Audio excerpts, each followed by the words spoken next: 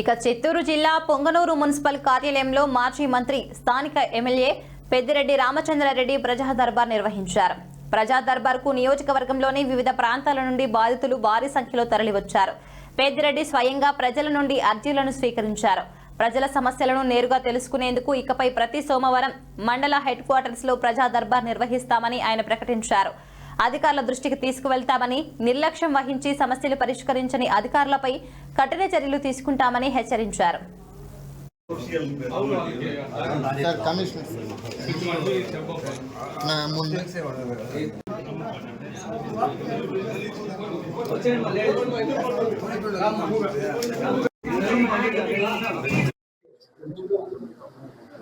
ఈరోజు మున్సిపాలిటీ పరిధిలో పొంగనూరు మున్సిపాలిటీ పరిధిలో మామూలుగా సోమవారం అంటే ఫిర్యాదులు వాటి పరిష్కారం దొరికే ఆనవాయితీగా సోమవారాన్ని ప్రభుత్వ అధికారులందరూ కూడా దాన్ని కేటాయించడం జరిగింది. అదేవిధంగా నేను కూడా ఒక్కొక్క సోమవారం ఒక్కొక్క మండలంలో ఈ ఫిర్యాదులన్నీ స్వీకరించే అధికారులకు ఎండార్స్ చేసి పంపించడం జరుగుతుంది.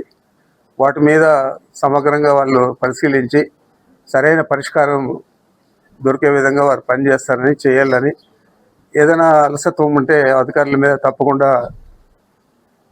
చర్యలు తీసుకునే విధంగా మేమైతే స్పందించడం జరుగుతుంది.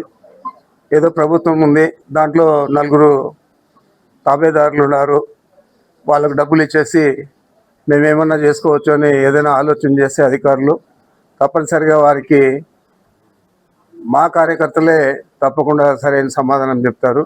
ఆ విధంగా కాకుండా బాగా సమగ్రంగా అన్ని అర్జీలు పరిశీలించి వాటి మీద న్యాయంగా వారికి పరిష్కారం దొరికే విధంగా చేయలేని పరిస్థితుల్లో మరి మాకు వేరే అవకాశం, వేరే దారి కూడా లేదు. కాబట్టి మేము దాని మీద స్పందించి మేమే ఆ అధికారుల మీద చర్యలు తీసుకునే విధంగా ప్రభుత్వాన్ని కోరడం జరుగుతుంది.